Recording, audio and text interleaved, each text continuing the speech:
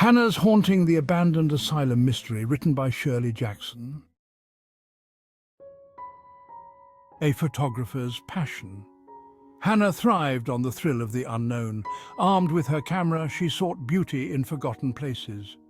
There was a certain allure to abandoned structures, a story whispered through crumbling walls and shattered windows.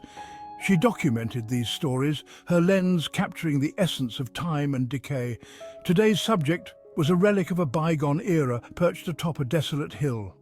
The abandoned Cranbrook Psychiatric Hospital promised a haunting narrative, one Hannah was determined to uncover. The drive was long, the sun already dipping below the horizon as she arrived.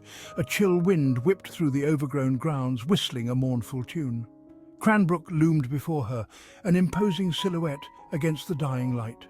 Its facade was scarred and weathered, windows like vacant eyes staring out at her.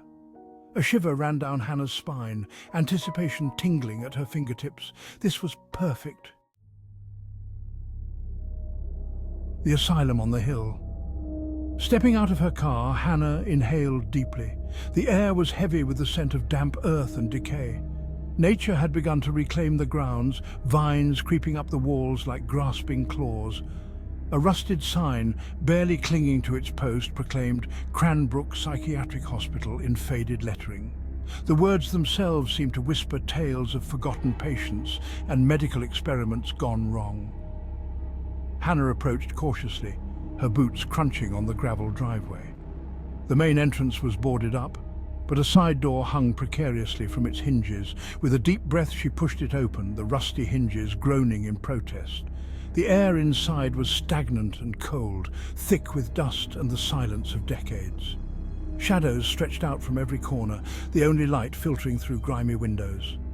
Hannah raised her camera, her heart pounding with a mixture of fear and exhilaration. Whispers in the dusk. As Hannah ventured deeper into the asylum, each footstep echoed through the cavernous halls. The air grew colder, and a faint humming sound began to reverberate around her. It was a low, constant drone, almost imperceptible at first. But as she moved, it seemed to grow stronger, pulsing like a heartbeat. Intrigued, Hannah followed the sound. It led her deeper into the bowels of the building, through corridors lined with decaying padded cells and treatment rooms filled with rusted medical equipment. The hum intensified, vibrating through the floor and up her legs. It was as if the building itself was alive, its energy thrumming through its very structure. Then, at the end of a particularly desolate hallway, she saw it. A door unlike any other set into the wall. It was crafted from dark, heavy wood, adorned with strange, intricate carvings. Hannah's breath caught in her throat as she approached the door. The carvings were unlike anything she'd ever seen, a bizarre combination of symbols and figures. Serpents, their bodies intertwined, formed the dominant motif. Their scales were intricately detailed, their eyes seemingly glowing in the dim light.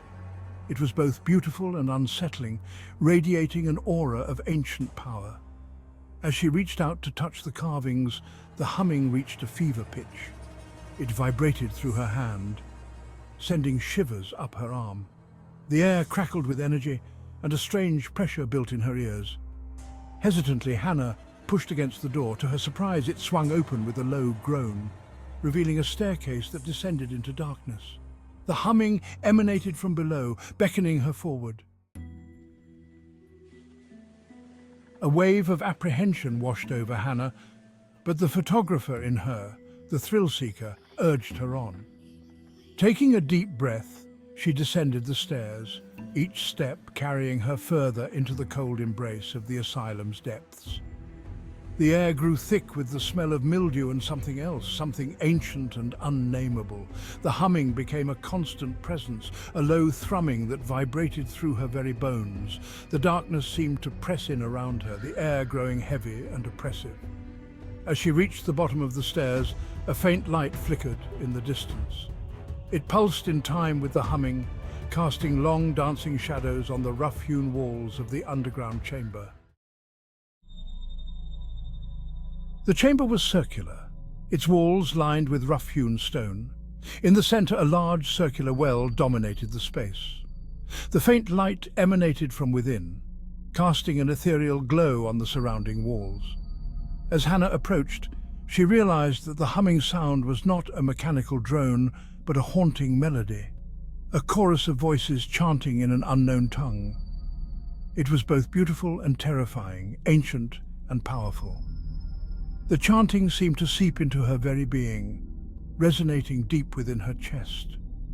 As she drew closer to the well, she noticed that the light emanating from within pulsed in time with the chanting. It was as if the well itself was alive, breathing with an energy both alluring and terrifying.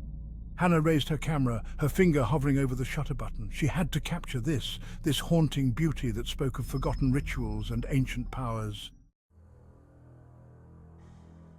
As Hannah leaned closer to the well, the chanting reached a crescendo. The light pulsed brightly, momentarily blinding her.